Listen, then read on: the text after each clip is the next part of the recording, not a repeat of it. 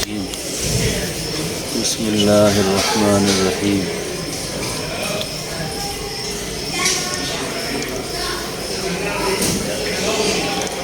قل يا عبادي الذين أسرفوا على أنفسهم لا تقنطوا من رحمة الله إن الله يغفر الذنوب جميعا إنه هو الغفور الرحيم آمنت بالله صدق الله مولانا العظيم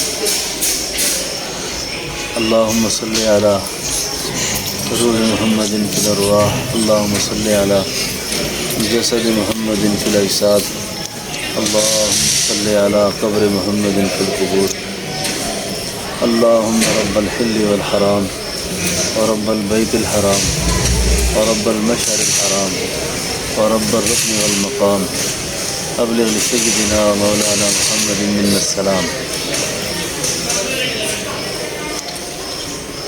سب سے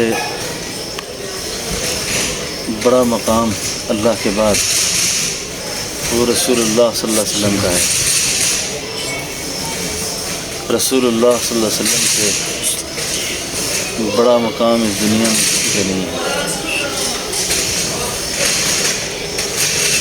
بلکہ یوں کہا جائے کہ رسول اللہ صلی اللہ علیہ وسلم ایک اللہ نہیں ہے، ایک خدا نہیں ہے، باقی سب کچھ آپ ہی ہیں۔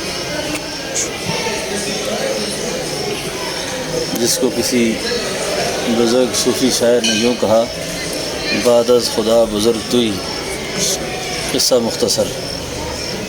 بعد از خدا بزرگ توئی، قصہ مختصر۔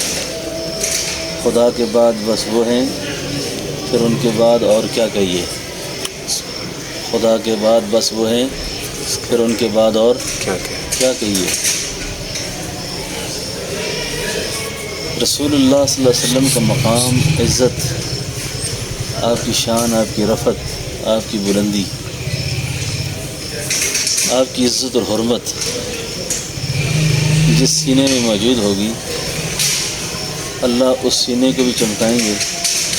اللہ اس شخص کو عزت نصیب فرمائیں گے جس کو رسول اللہ صلی اللہ علیہ وسلم سے والہانہ تعلق اور عشق ہوگا۔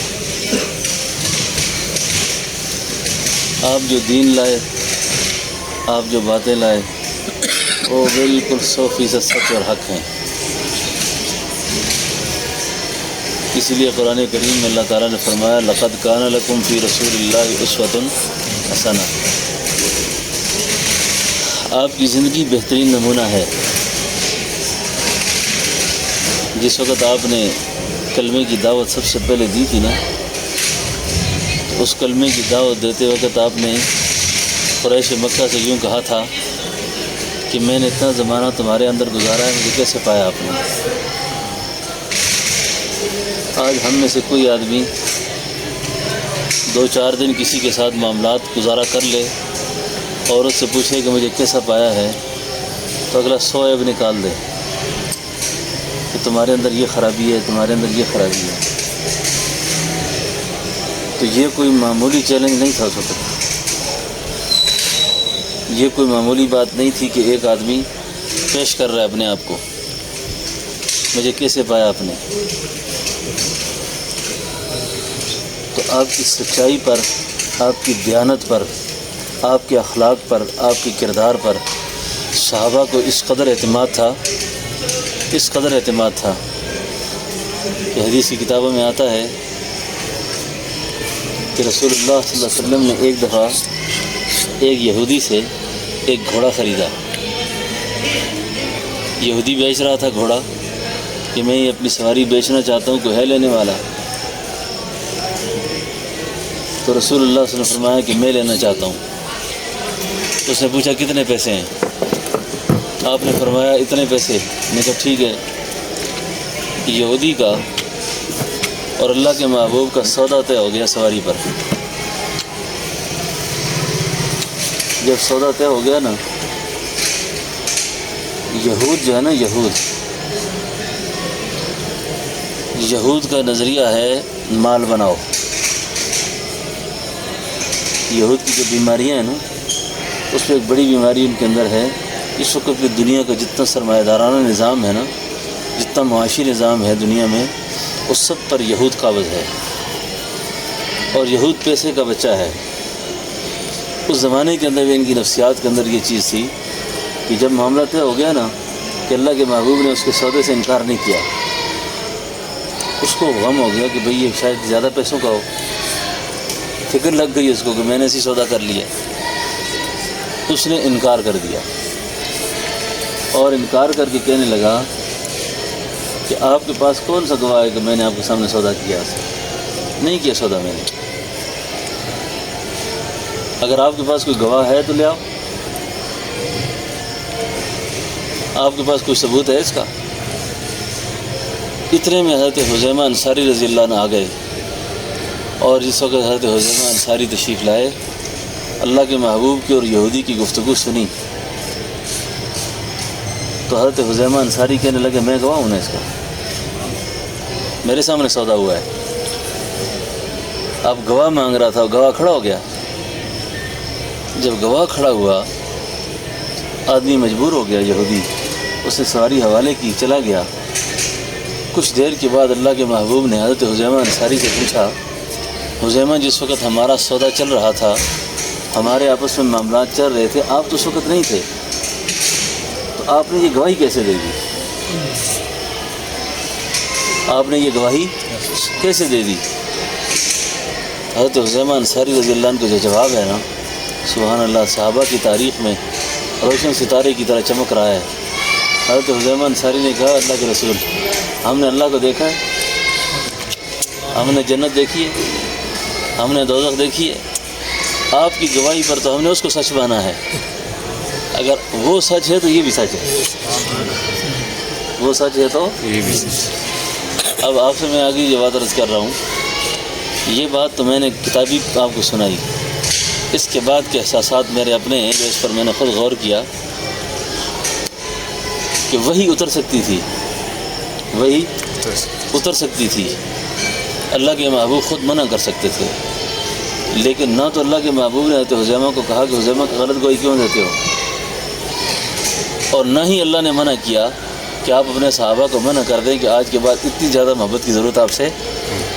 تو معلوم ہوا کہ اللہ کو بھی اپنے محبوب کا الفاظ کا احترام، آپ کی باتوں کا احترام اسی درجے میں ہے کہ آپ زبان مبارک سے جو بات نکال دیں، آپ جو کچھ کہیں وہ سب کچھ سچ ہے۔ تو حضرت حذیمہ انصاری کی گواہی بھی سچ ہوگی، بات سمجھے نا؟ یہ ہے رسول اللہ صلی اللہ علیہ وسلم کی باتوں پر اعتماد۔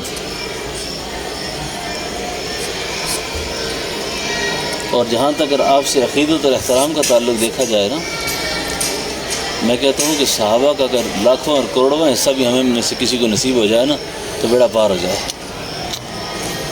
خیبر جب فتح ہوئی نا، خیبر کی فتح کے بعد دشمن سیخ پا تھا، دشمن کو آگ لگی ہوئی تھی اس بات سے کہ مسلمانوں نے خیبر کو فتح کر لیا اور ہمارا تو بیڑا غرق ہو گیا۔ اب وہ اس غصے کو کیسے نکالیں، اپنے ان غصے بھرے جذبات کا اظہار کیسے کریں؟ انہوں نے کیا کیا، راستوں میں روٹیوں کے ساتھ، ٹکڑوں کے ساتھ زہر لگا کے رکھ دی، زہر لگا کے رکھی کہ یہ لوگ بھوکے پیاسے آئیں گے اور بھوک کی وجہ سے یہ روٹیاں اٹھا کے منہ میں ڈالیں گے تو یہ زہر کھا کے مر جائیں گے۔ اللہ کے محبوب صلی اللہ علیہ وسلم کے ساتھ ایک صحابی تشریف لا رہے تھے، اسے جب ایک روٹی کے ٹکڑے کو پڑا ہوا دیکھا نا، شدت بھوک کی وجہ سے اس روٹی کو اٹھایا اور منہ میں ڈالا۔ منہ میں ڈالنے کے کچھ ہی دیر کے بعد وہ صحابی تڑپنا شروع ہو گیا۔ جب صحابی تڑپ رہے تھے نا، تڑپنے کے بعد اب بالکل موت بالکل قریب آ گئی ہے۔ اللہ کے محبوب نے پوچھا، تو اللہ کے بندے جس وقت یہ ٹکڑا تو نے منہ میں ڈالا تھا تجھے پتہ نہیں تھا اس میں زہر ہے؟ اب اپنا عشق اور اپنا تعلق دیکھیں اور اس صحابی کا عشق دیکھیں۔ اس صحابی نے بڑی عجیب بات کی، اس نے کہا یا رسول اللہ صلی اللہ علیہ وسلم، پتہ تو مجھے اسی وقت چل گیا تھا، تو میں تم نے الٹی کیوں نہیں کی، طے کیوں نہیں کی؟ کہا یا رسول اللہ آپ میرے سامنے کھڑے تھے، میں طے کرتا الٹی کرتا تو آپ میرے سامنے تھے، تو اس سے آپ کی بے ادبی کا احتمال تھا، آپ کی بے اکرامی کا خیال تھا، تو میں نے اس لیے ایسا نہیں کیا۔ اس پر بھی وہی عائشہ میں دوبارہ لگا رہا ہوں کہ اللہ کے محبوب نے اس صحابی کو منع نہیں کیا اور نہ باقی صحابہ کو منع کیا کہ آئندہ تم نے ایسے کوئی ایسا واقعہ ہو تو ایسا نہیں کرنا، اور نہ ہی اللہ نے وہی بھیجی کہ محبوب آج کے بعد اپنے صحابہ سے یہ کہہ دیں کہ ایسی عقیدت احترام نہ کریں۔ معلوم ہوا کہ اللہ کو بھی اپنے نبی کی ادب اور احترام اسی درجے کا ملحوظ ہے، بس سمجھے نا۔ اب اس سے بعد میں یہ عرض کرنے لگا تھا کہ رسول اللہ صلی اللہ علیہ وسلم کی عظمت، آپ کا مقام، آپ کی بلندی، آپ کو جو کچھ اللہ نے دیا اور جس کے نتیجے میں ایسی جماعت تیار ہوئی، وہ چیز کیا تھی؟ وہ ہے اللہ کا دین، اللہ کی وحی، جس کی بے اکرامی اور بے احترامی آج ہمارے گھر گھر میں ہو رہی ہے۔ مولانا حالی نے کہا تھا کہ بڑی شان سے جو نکلا تھا دین عرب سے، آج پردیس میں غریب الغربا ہے، آج پردیس میں غریب الغربا ہے۔ خواہش کے بندے، نفس کے بندے، خواہش کی پرستش میں، نفس کی پرستش میں، دین پر بھی اسی دین پر عمل ہے جس کو ہمارا نفس چاہ رہا ہے، جس کو ہماری خواہشات چاہ رہی ہیں، جس کو ہماری خواہشات چاہ رہی ہیں، اس دین پر عمل ہو رہا ہے،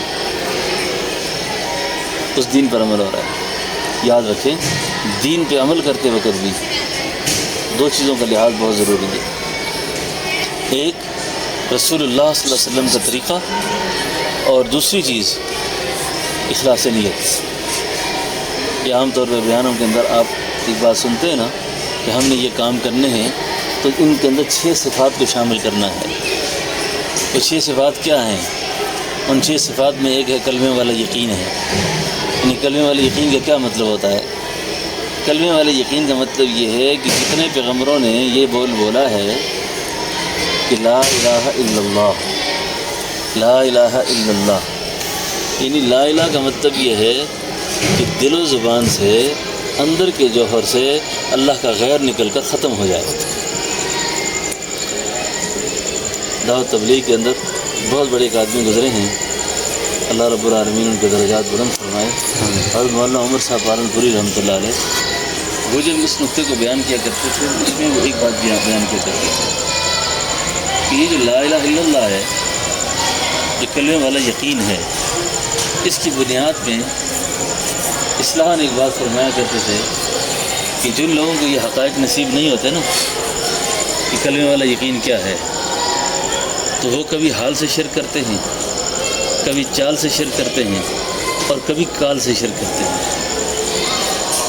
اور نقطہ سمجھ آ رہا نا؟ یعنی لا الہ الا اللہ، اس کا مطلب یہ ہوا کہ لا الہ الا اللہ کہ دل و زبان کے اندر، دل کے جوہر کے اندر سارے غیر ختم ہو جائیں۔ اور پھر لا الہ الا اللہ کا یہ مطلب نہیں ہے کہ جس طرح ہمارے عرف عام میں ہم کہتے ہیں اللہ سے ہونے کا یقین، اللہ کے غیر سے کچھ نہ ہونے کا یقین، اور اسی کو ساری توحید سمجھتے ہیں۔ اور کچھ لوگ کہیں گے اللہ کے علاوہ کوئی حاجت روا نہیں، کوئی مشکل کشا نہیں، سارے اسی کو توحید سمجھتے ہیں، سارے اسی کو توحید سمجھتے ہیں۔ حالانکہ یہ توحید نہیں ہے، کلمے کی تعبیر ہے، اور بہتر تعبیر ہے، یہ اچھی تعبیر ہے۔ یعنی کلمے والا یقین کیا ہے؟ کلمے والا یقین یہ ہے جس چیز کو اللہ نے حرام کر دیا، جس چیز سے اللہ نے منع کر دیا، اس کے اندر کبھی بھی کسی وقت کسی حال میں کسی مصلحت کو تلاش نہ کرے۔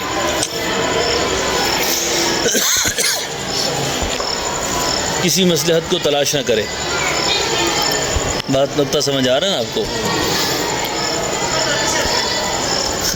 خرد نے کہہ بھی دیا لا الہ تو کیا حاصل، خرد نے کہہ بھی دیا لا الہ تو کیا حاصل، دل و نگاہ مسلمان نہیں تو کچھ نہیں، دل و نگاہ مسلمان نہیں تو کچھ نہیں، بتوں سے تجھ کو ہیں امیدیں، خدا سے نا امیدی، پھر بتا تو صحیح کافری اور کیا ہے، پھر بتا تو صحیح کافری اور کیا ہے۔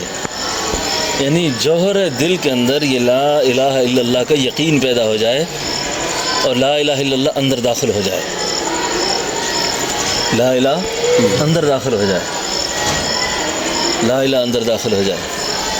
اور علامہ اقبال مرحوم نے اپنے ایک سفر نامے میں لکھا، مجھے ایک بات یاد آ گئی، کہنے لگے کہ میں سفر یورپ میں جب میں وہاں وکالت پڑھتا تھا تو ایک انگریز میرے ہاتھوں مسلمان ہو گیا۔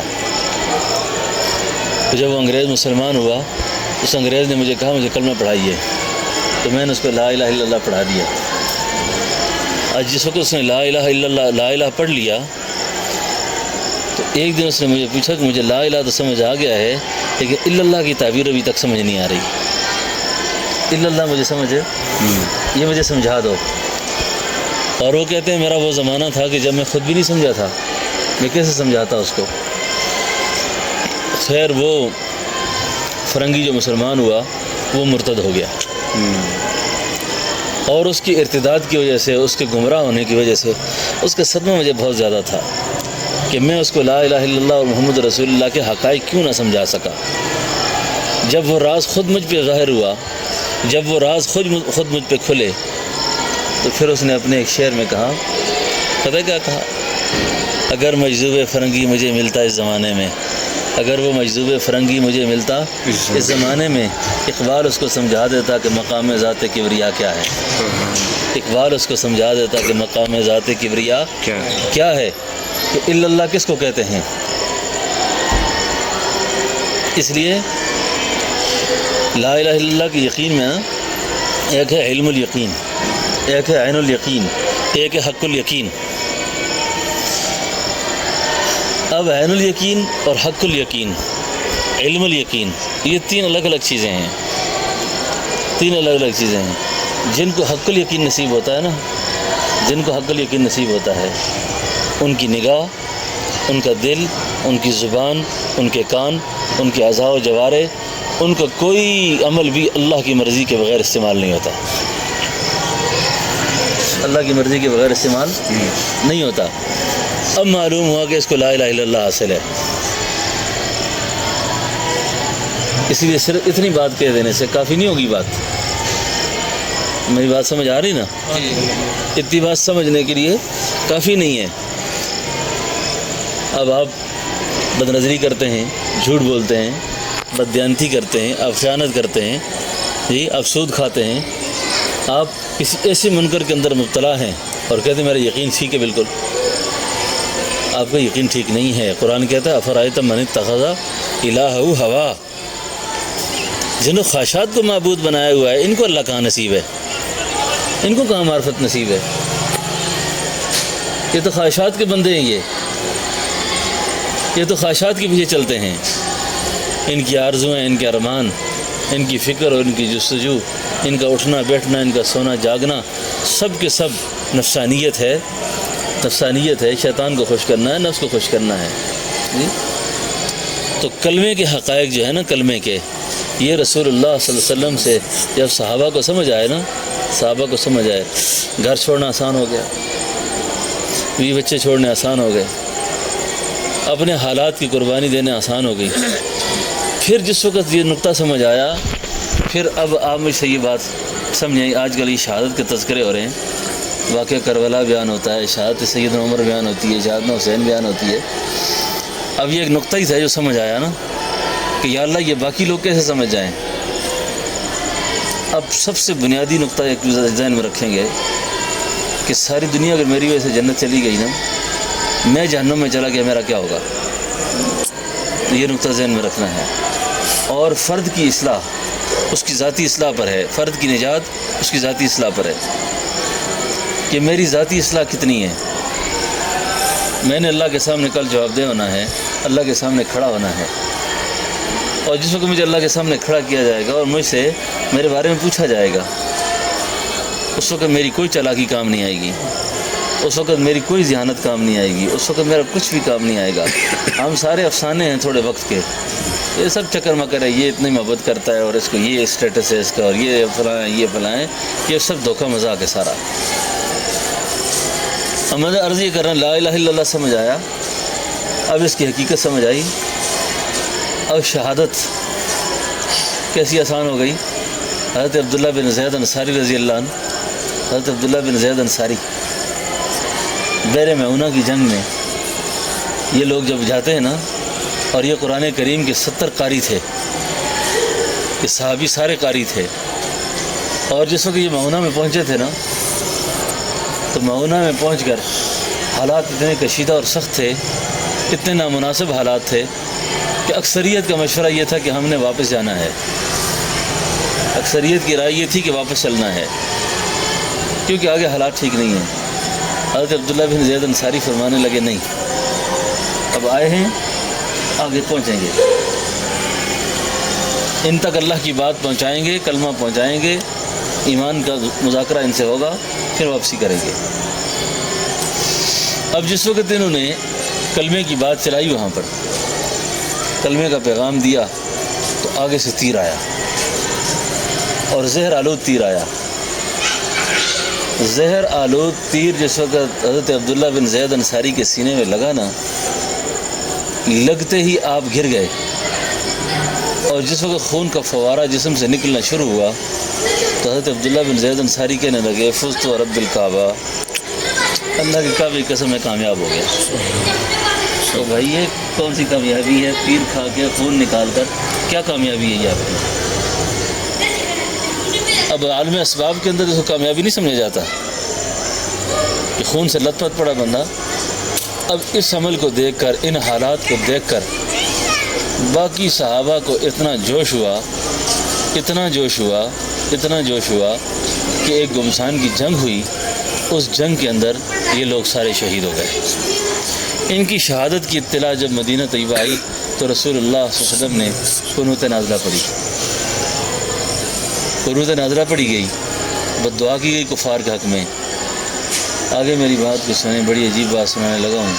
یہ لا الہ الا اللہ کا یقین ہے کہ جس وقت اللہ دل میں بیٹھے ہوئے ہیں، ماں سوا اللہ سے نکلا ہوا اندر سے، پھر بے خوف و خطر۔ اب یہ شہادات ہو گئے، سارے شہید ہو گئے۔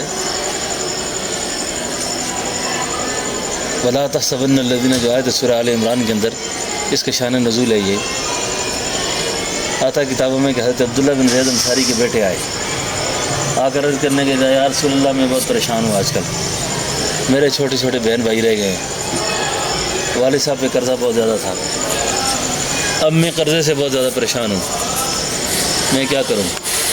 ابا جی شہید ہو گئے ہیں، سبحان اللہ، ابا جی شہید ہو گئے، میں کیا کروں؟ اب یہ بیٹے کی طرف سے التجا ہے، درخواست ہے، عرض داشت ہے، تو رسول اللہ صلی اللہ علیہ وسلم پتہ ہے اس کا کیا جواب دیا؟ فرمایا وہ معونہ میں جتنے لوگ شہید ہوئے تھے سب سے اللہ کی ملاقات ہو گئی ہے، لیکن جس وقت تیرے باپ عبداللہ بن زید انصاری کی ملاقات کی باری آئی ہے، اللہ نے بغیر حجاب کی ملاقات کی ہے۔ اور ابھی یہ تذکرہ چل رہا تھا کہ قرآن اتر گیا، فرمایا وَلَا تَحْسَبَنَّ الَّذِينَ قُتِلُوا فِي سَبِيلِ اللَّهِ أَمْوَاتًا وَلَا تَحْسَبَنَّ الَّذِينَ قُتِلُوا فِي سَبِيلِ اللَّهِ أَمْوَاتًا بَلْ أَحْيَاءٌ عِندَ رَبِّهِمْ يُرْزَقُونَ۔ جو لوگ ہمارے نام پہ مارے جائیں ان کو آپ نے میت نہیں کہنا، ان کو مردہ نہیں کہنا آپ نے۔ اللہ کیا کہیں ان کو؟ فرمایا وہ تو زندہ ہیں، اور صرف بات زندگی تک ختم نہیں ہے، ان کو تو ہمارے ہاں سے رزق بھی دیا جاتا ہے۔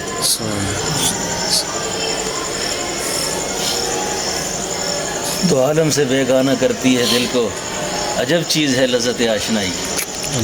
دو عالم سے بیگانہ کرتی ہے دل کو، عجب چیز ہے لذت آشنائی۔ پریشاں کاروبار آشنائی، پریشاں تر میری رنگی روائی، پھر سے میں ڈھونڈتا ہوں لذت وصل، خوش آتا ہے کبھی سوزے جدائی۔ شہادت ہے مطلوب مقصود مومن، نہ مال غنیمت نہ کشور کشائی۔ دو عالم سے بیگانہ کرتی ہے دل کو، عجب چیز ہے لذت آشنائی۔ تو ابھی یہ چیز جب نصیب ہو گئی نا، اس کے نصیب ہونے کے بعد انسان پھر اللہ کے نام پر کسی بھی سودے سے باز نہیں ہوتا۔ جب سودا اس نے اللہ سے کرنا ہوتا ہے پھر وہ، کیونکہ ایک چیز نصیب ہو گئی ہے، تو یہ اتنی بڑی دولت ہے، اتنی بڑی بات ہے، اتنی بڑی بات ہے کہ اس کے نصیب ہونے کے بعد انسان بالکل نارمل ہو جاتا ہے۔ اعمال بعد میں ہیں سارے، پہلے یہ چیزیں۔ اور یہ دولت، یہ دعوت صرف ایک آدمی کی نہیں ہے، سارے نبیوں کی مشترکہ ہے۔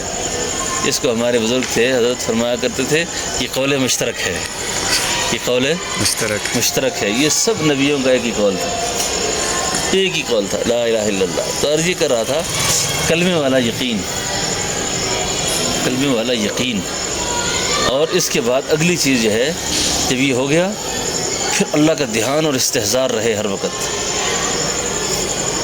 اس کو صوفیاء کی زبان میں وقوف قلبی کہتے ہیں، دھیان اور استحضار، دھیان اور استحضار۔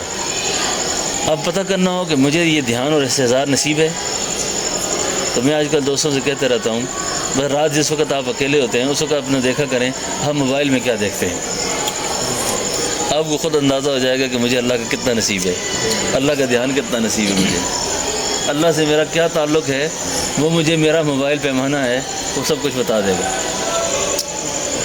کیا خیال ہے جمیل صاحب؟ ہاں، سارا کچھ آپ کو پتہ چل جائے گا کہ آپ کی نظر کسی غیر کو دیکھ کر کتنی مچلتی ہے۔ آپ کے سامنے حرام آتا ہے تو اس وقت آپ کو ہیرے تلاش کرتے ہیں، اس وقت کیا جذبات ہوتے ہیں آپ کے؟ بھئی یہ ساری چیزیں ایسی ہیں، آپ کو کلمہ، ایمان، اسلام اور اللہ کا دھیان ناپنے کا بہترین طریقہ ہے یہ، آپ کو سمجھ آ جائے گی سر۔ اب یہ دولتیں جو دو نصیب ہو گئیں، کلمہ، اللہ کا دھیان، اللہ کا دھیان۔ اب اس کے بعد کوڑی سے لے کے کروڑ تک کا صدقہ ہے، چھوٹے سے لے کے بڑے عمل تک کا عمل ہے، وہ آپ کو اللہ کی رضا مقصود ہوگی اس میں، اللہ کی رضا، اللہ کی رضا کے لیے میں کر رہا ہوں، اللہ ہی کے لیے کر رہا ہوں، اللہ ہی کے لیے۔ اس پر مجھے ایک واقعہ یاد آتا ہے، یہ مدائن جب فتح ہوا تھا، مدائن کی فتح اور کسریٰ کے بادشاہ کا تاج جو تھا جس صحابی نے اٹھا کے لایا تھا نا، کسریٰ کے بادشاہ کا تاج جس صحابی نے لایا تھا، تاریخ اس کا نام بتانے پہ خاموش ہے، تاریخ اس کا نام نہیں بتا رہی کہ وہ آدمی کون تھا۔ جس وقت مدائن فتح ہوا تو کسریٰ کا بادشاہ جس وقت بیٹھا ہوا تھا تو ایک صحابی گئے، بڑی شان و شوکت سے اندر داخل ہوئے اور اس کے سر سے تاج کو اٹھایا، اور تاج کو اٹھانے کے بعد یہ صحابی آگے لے کے بڑھے اور تاج کو اٹھا کے یوں چل کے آ رہے ہیں۔ امیر لشکر پوچھتا ہے وہ اللہ والے تیرا کیا نام ہے؟ وہ اللہ والے تیرا نام کیا ہے؟ اتنا بڑا کارنامہ تو نے کیا، کیا نام ہے تیرا؟ اس کا جو جواب تھا نا، اس نے کہا جس کے لیے میں نے امیر صاحب یہ کام کیا وہ میرا نام جانتا ہے، وہ میرا نام جانتا ہے۔ اسی کو قرآن کہتا ہے علمت نفس ما قدمت وآخرت، ہر نفس یہ جان لے گا کہ اس نے اپنے آگے کیا بھیجا اور پیچھے کیا چھوڑا ہے، یہ ہے علمت نفس ما قدمت وآخرت۔ میں جس کے لیے یہ کام کر رہا ہوں وہ جانتا ہے مجھے۔ یہ اللہ کا رضا کرنے والے لوگ، یہ اللہ کو راضی کرنے کا جذبہ، یہ اللہ کو راضی کرنے کا جذبہ، یہ اللہ کو راضی کرنے کا جذبہ تھا کہ دنیا میں اگر ہم نے نام پیدا کر بھی لیا تو پھر کیا ہوگا؟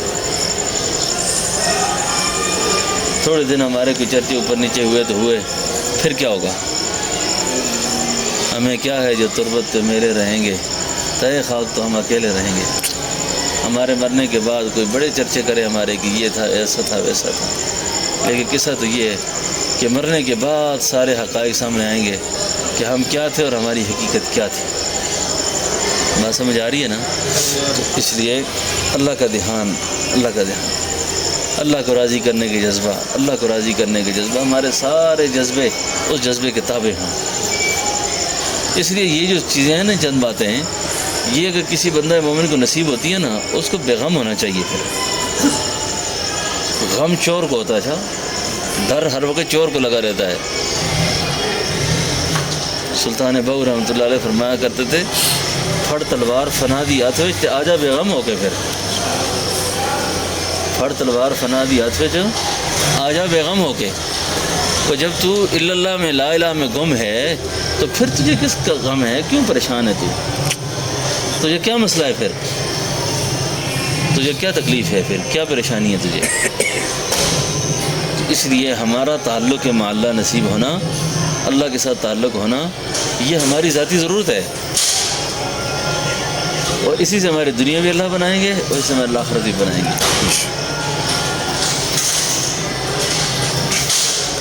اب باتیں تو یہ تو میں نے زبان کال سے کر دی نا، یہ ساری چیزیں ہیں، لیکن اس کے بعد آگے ایک بڑی سرکش طاقت کھڑی ہے جو ان کاموں کو روکنے میں بڑی رکاوٹ ہے. اس کا نام ہے نفس.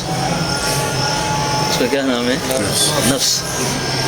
فارسی زبان میں کسی اللہ والے کا ایک شعر ہے، حضرت خواجہ شیخ نیاز دہلوی رحمۃ اللہ علیہ کا شعر ہے، شیخ نیاز دہلوی.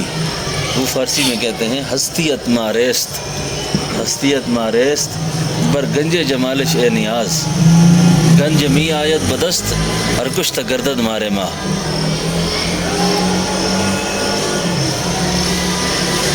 تو نے اپنی اللہ کی ہستی کے خزانے پر ایک اژدہا بٹھا رکھا ہے تو نے، جس کو نفس کہتے ہیں،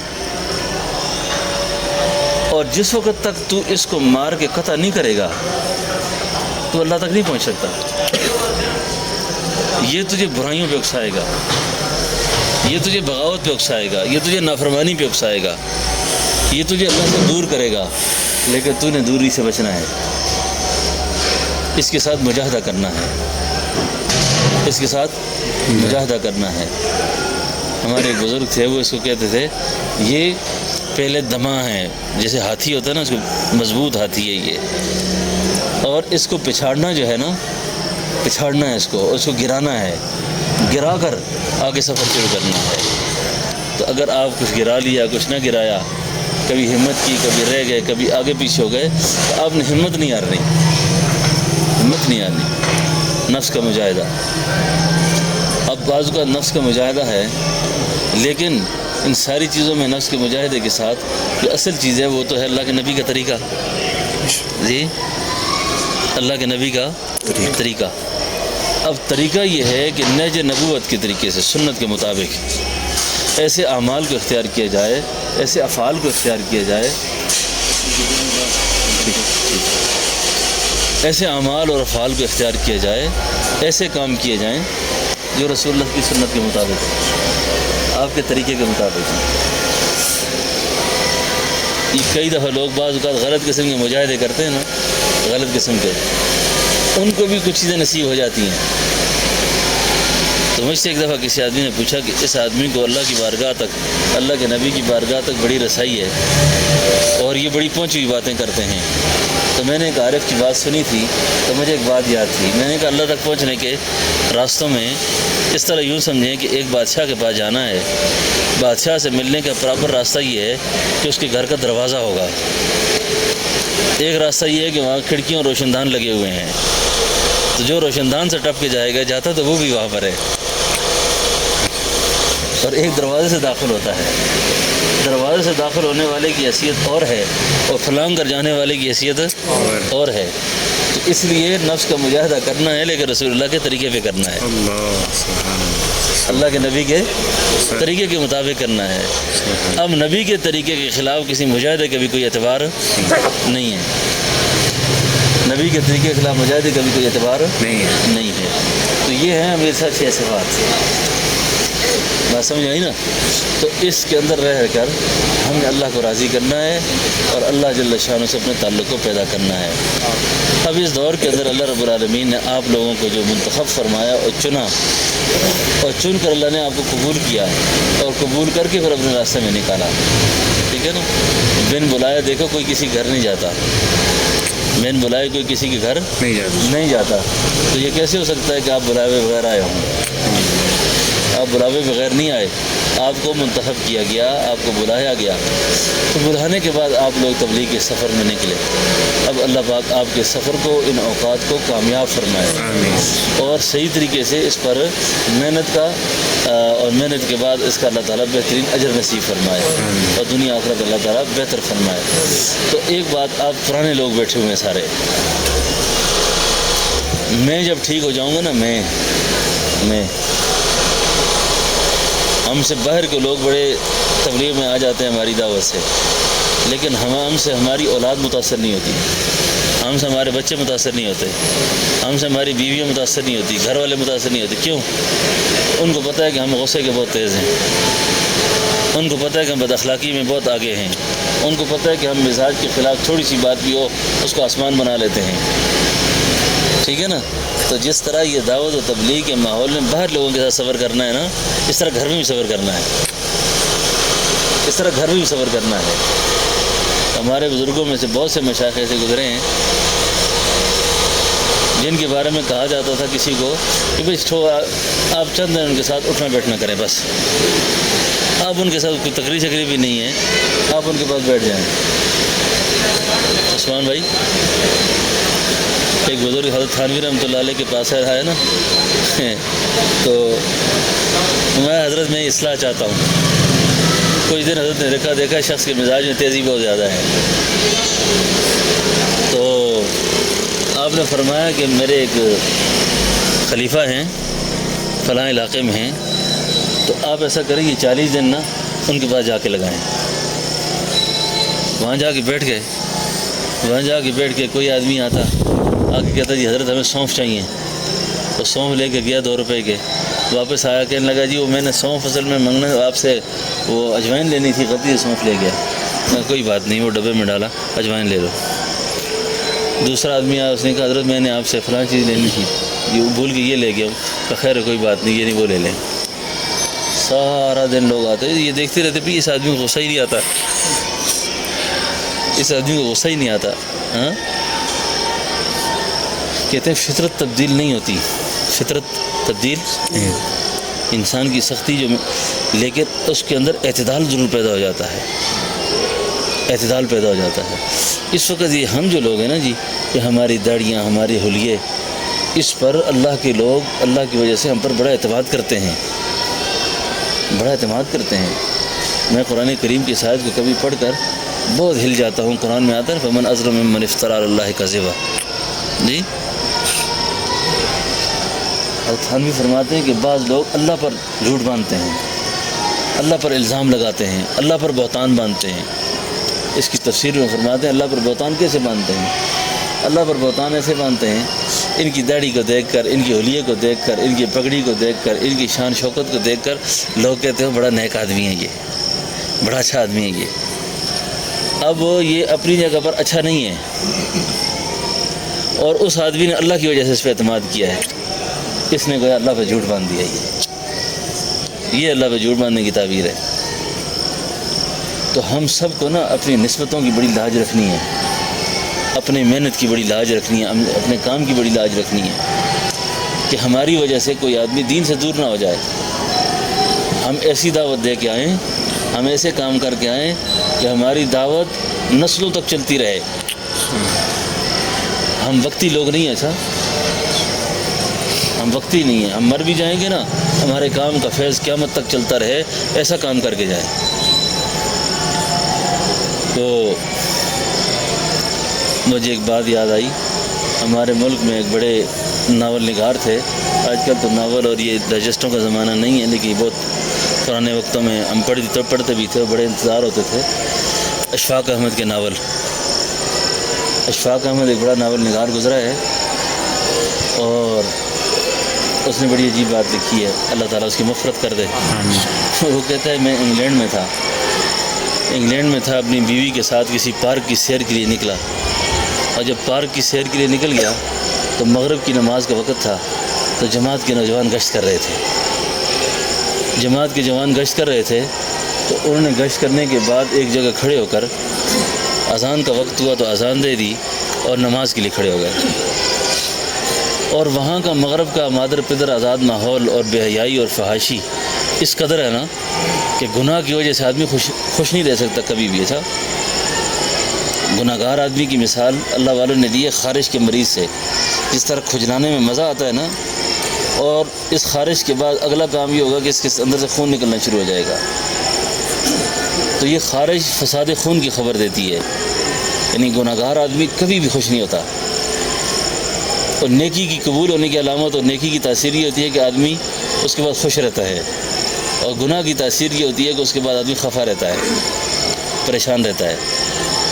تو اس ماحول کے اندر عام طور پہ ایسی شرابی کبابی گندے کاموں میں مبتلا لوگ چلتے پھرتے ہیں، پریشان حال ہوتے ہیں.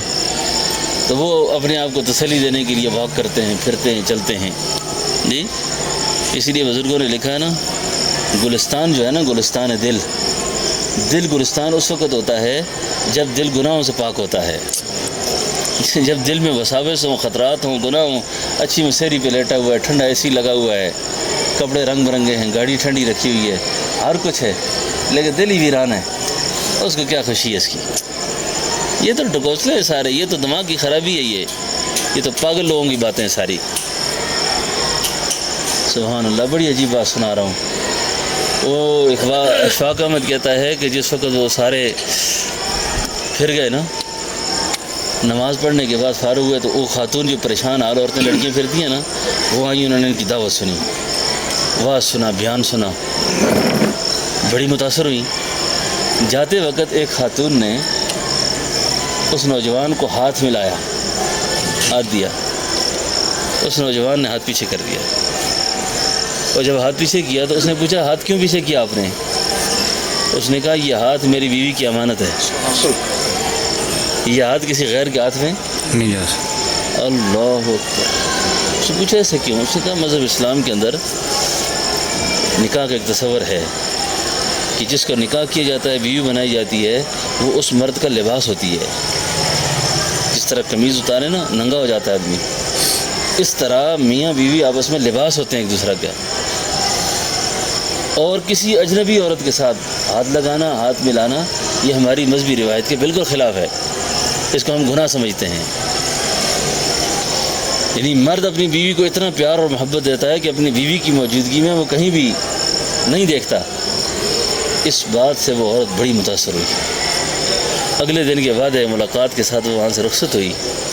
اشفاق احمد فرمانے لگے کہ میں نے اپنی بیوی بانو قدسیہ سے کہا کہ یہ نوجوان جو آج اسلام کی تبلیغ کر گیا نا یہاں پر، اس کی یہ تبلیغ قیامت تک یورپ کے دروازے پہ دستک دیتی رہے گی، یہ دروازے کو کھڑکائے گی کہ ایسے مسلمان بھی ہوتے ہیں، ایسے لوگ بھی ہوتے ہیں۔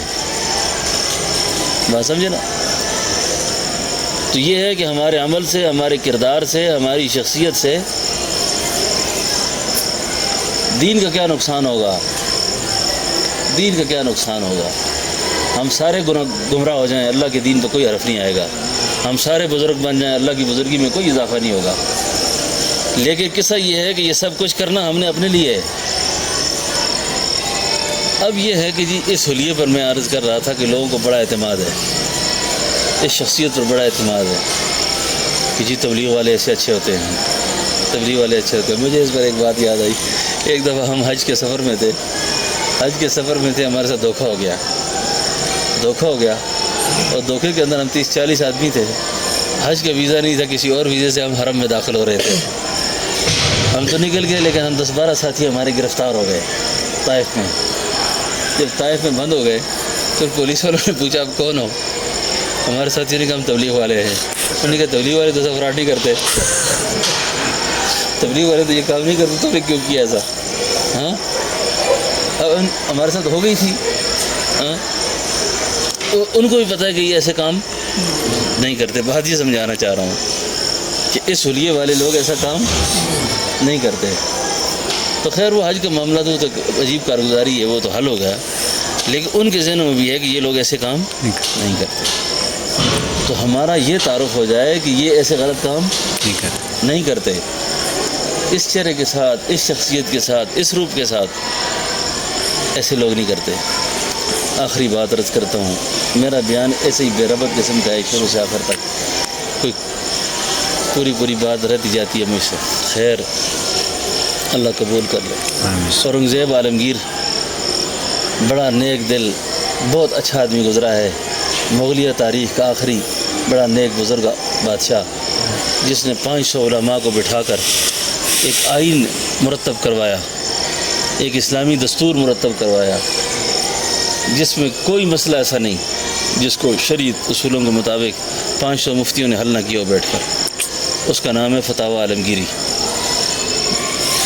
یہ اورنگزیب کا بہت بڑا کارنامہ ہے، امت پر بہت بڑا احسان کر گیا ہے کہ آج بڑے بڑے علماء مفتی، آپ کو کوئی بھی مسئلہ پیش آتا ہے تو وہ علماء کرام فتاوی عالمگیری کو دیکھتے ہیں، جواب دیتے ہیں، اور نیچے لکھ دیتے ہیں فتاوی عالمگیری، یعنی سند مانا جاتا ہے، وہ سند مانا جاتا ہے۔ اتنی بڑی مستقل اتھینٹک کتاب ہے وہ۔ خیر میں عرض یہ کر رہا تھا کہ اورنگزیب عالمگیر بڑا نیک آدمی تھا، بڑا بزرگ آدمی تھا، اور اس کی ایک بڑی خاص خوبی اور ادا پتہ کیا تھی؟ اس کو پتہ چل جاتا کہ کسی علاقے میں کوئی اللہ والا رہتا ہے، کوئی نیک آدمی رہتا ہے، بس وہ اپنی ساری مصروفیات چھوڑ کر اس فقیر کے پاس چلا جاتا، دعائیں کراتا، پیش ہوتا خدمت میں۔ اسی زمانے میں ایک بے روپیہ تھا، بے روپیہ، وہ روپ بدل بدل کے لوگوں سے فراڈ کرتا۔ ایک دن اورنگزیب عالمگیر سے ملے تو اورنگزیب نے کہا جس دن تو نے میرے ساتھ فراڈ کیا نا تو میں تجھے 10,000 اشرفی انعام دوں گا۔ بے روپیہ نے کہا بندوبست کرتا ہوں اس کا۔ اب بے روپیہ نے سوچا کہ میں اورنگزیب کے ساتھ دھوکہ کیسے کروں، فراڈ کیسے کروں۔ اس نے اورنگزیب کے قریبی لوگوں سے پوچھا کہ اس کا کوئی خاص ایسی کمزوری ہو کہ اس کی دکھتی رگ پہ ہاتھ رکھ کر میں اس کو دھوکہ دے سکوں۔ ایک آدمی نے کہا اس کو دھوکہ دینے کی ایک ہی شکل ہے کہ اس کو اللہ والوں سے بہت پیار ہے، تم ایسا کرو نا کہ اس چال میں فقیر بن کر تم اس کو دھوکہ دے سکتے ہو، باقی کوئی روپ ایسا نہیں ہے جس میں تم اس کو۔ وہ گیا، خانقاہیں دیکھی، مسجدوں میں گیا، علماء کو دیکھا ان کی داڑھیاں ہوتی ہیں، پگڑیاں ہوتی ہیں، ان کا لباس صوفیانہ ہوتا ہے۔ اس نے کیا کیا؟ اس نے جا کر نا داڑھی رکھ لی، پگڑی باندھ لی، ہاتھ میں تسبیح لے لی، جبہ دستار، جتنی بھی پیری بزرگی کی ظاہری علامتیں ہیں نا وہ ساری اختیار کر لی۔ اب یہ ساری چیزیں اختیار کرنے کے بعد اب کیا ہوتا ہے؟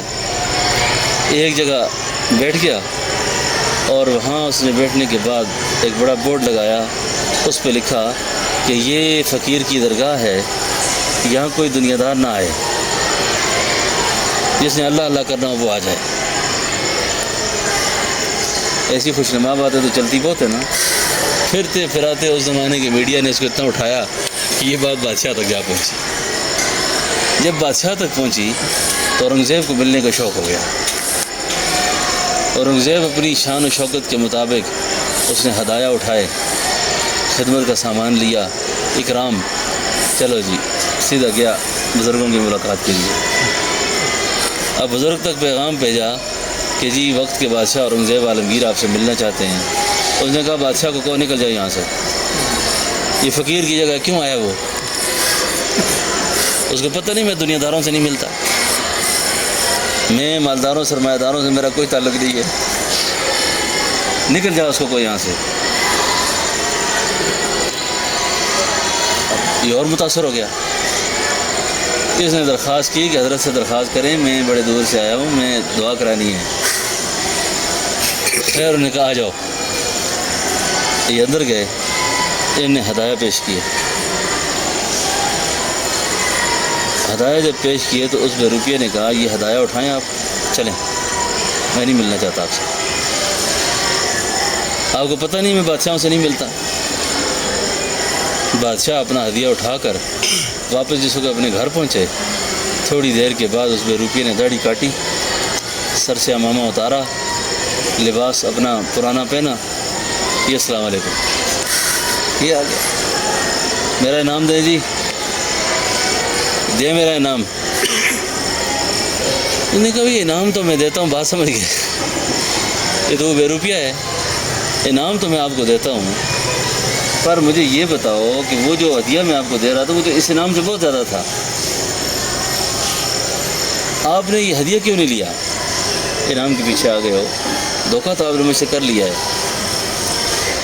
ہائے ہائے، اس بے روپیہ کا جو جواب ہے نا وہی اگر ہمیں سمجھ آ جائے نا تو ہم کبھی بد اخلاقی نہ کریں کسی سے، ہم کبھی بدتمیزی نہ کریں کسی سے، اپنی انا کی تسکین کبھی پوری نہ کریں، انا کو قربان کر دیں، حسرتیں آرزویں ساری چھوڑ دیں آدمی، اگر یہ نقطہ سمجھ آ جائے تو۔ اس نے پتہ کیا کہا؟ اس نے کہا بادشاہ سلام، بات یہ ہے کہ میں اس وقت اشرفیاں آپ سے لے سکتا تھا، مجھے پتہ تھا کہ ہدیہ آپ کو بہت زیادہ ہے، لیکن اگر اس حلیے میں آپ سے اگر فراڈ کرتا نا تو ہندوستان کے سارے نیک لوگ بدنام ہو جاتے، سارے اولیاء اللہ بدنام ہو جاتے کہ اس روپ کے اندر اس بندے نے یہ کام کیا ہے، اس شکل کے ساتھ اس نے یہ کارروائی کی ہے۔ نقطہ سمجھ آیا آپ کو؟ کیوں ہے بابا جی، کیوں ہے گال ہے؟ ٹھیک گال ہے نا؟ خود نہ تھے جو راہ پہ اوروں کے ہادی بن گئے، کیا نظر تھی جس نے مردوں کو مسیحا کر دیا۔ خوب کہا کسی نے، خود نہ تھے جو راہ پہ اوروں کے ہادی بن گئے، اور کیا نظر تھی جس نے مردوں کو مسیحا کر دیا۔ کس نے قطروں کو ملایا اور دریا کر دیا، کس نے ذروں کو اٹھایا اور صحرا کر دیا۔ خود نہ تھے جو راہ پہ اوروں کے ہادی بن گئے، کیا نظر تھی جس نے مردوں کو مسیحا کر دیا، کیا نظر تھی جس نے مردوں کو مسیحا کر دیا۔ وہ بے روپیہ، اس کو اللہ کے دین کا اتنا خیال ہے، اس کو نبوت والے چہرے کا اتنا خیال ہے۔ ابھی کبھی سوچا ہے؟ سر سے لے کے پاؤں تک جب تک راستے میں کسی عورت کو نہ دیکھیں اس وقت تسکین نہیں ہوتی، دانت گر گئے، داڑیاں سفید ہو گئیں، عمر گزر گئی۔ بہت سے اولیاء اللہ کے حالات پڑھنے کا موقع ملا ہے، اکثریت کی بات میں کر رہا ہوں۔ 40 سال کی زندگی کے بعد جس آدمی کی عمر 40 سال ہو جائے نا، یہ نہیں کہ پہلے جتنی آرام توبہ کرے جائز اس کے لیے، 40 سال کے بعد اللہ والوں نے بال اتفاق یہ لکھا ہے، پھر کسی مسلمان کے لیے مناسب نہیں کہ وہ اپنے دل کو کالا رکھے۔ بس بہت ہو گئی، اسی لیے کوئی شادی کہتے ہیں نا 40 سال عمر عزیزت گزشت، مزاج تو از حال طفلی نہ گشت۔ عمر تیری اتنی گزر گئی، ابھی تک تو انسان نہیں بنا۔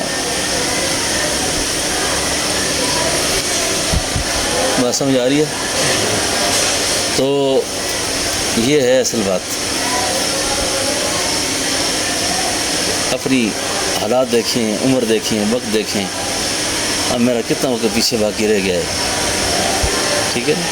میری یہ چالاکیاں، میری ہوشیاریاں، میرا یہ علم، میرا جتنا بھی مرتبہ مقام ہے، یہ ایک سانس کی مار ہے، بس اوپر نیچے ہوا تو گیا ختم سارا کچھ۔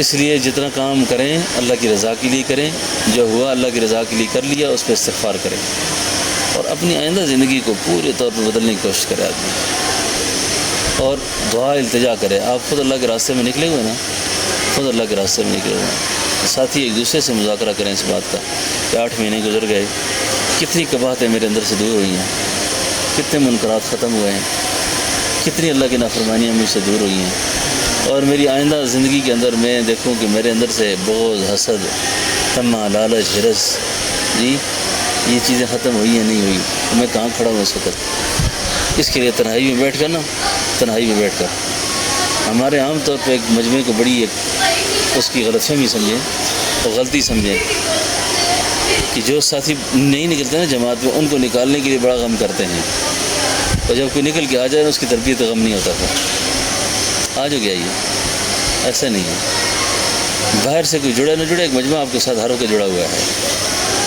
ایک جماعت ہر ہو کے جڑی ہوئی ہے آپ کے ساتھ، یہ کتنے ٹھیک ہوئے ہیں، ان کی کتنی تربیت ہو رہی ہے، ٹھیک ہے نا؟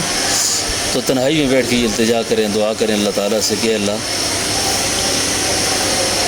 ہم سب کی اصلاح فرما دے، اللہ میری اصلاح کر دے۔ اتنا عرصہ ہو گیا میں نفس کے ہاتھوں بہت ذلیل ہو گیا ہوں جی، میرے اندر سے غصہ ختم نہیں ہو رہا، میرے اندر سے تکبر دور نہیں ہو رہا، میرے اندر سے لالچ دور نہیں ہو رہی، میرے اندر سے ہرس دور نہیں ہو رہی، میرے اندر یہ خرابیاں، یہ بیماریاں پیدا ہو رہی ہیں۔ اللہ پتہ نہیں کب میں انسان بنوں گا، ہاں جی کب میں انسان بنوں گا، اللہ مجھے انسان بنا دے، اللہ میری اصلاح کر دے۔ تو یہ دعا التجا آپ رکھیں سارے حضرات، میں بھی رکھوں، امید ہے اس سے کہ اللہ تعالی ہم سب کی اصلاح فرمائیں گے۔ بات سمجھے نا جی؟ تو یہ جو چند باتیں میں نے عرض کرنی، یہ ہے تبلیغ، بات سمجھے نا؟ یہ خلاصے کے طور پہ چند باتیں میں نے عرض کر دی۔ کتنا بہت گزر گیا جی، جماعت والے ساتھی کہتے ہیں 10-15 منٹ، تو یہ تو گھنٹہ سے اوپر ہو گیا بات۔ تھک تو نہیں گئے آپ لوگ؟ ہاں جی، اور بھی کریں؟ ہاں نہیں بے اکرام میں تو بات نہیں ہوتی، پہلے کوئی اکرام بھی ہوتا ہے پھر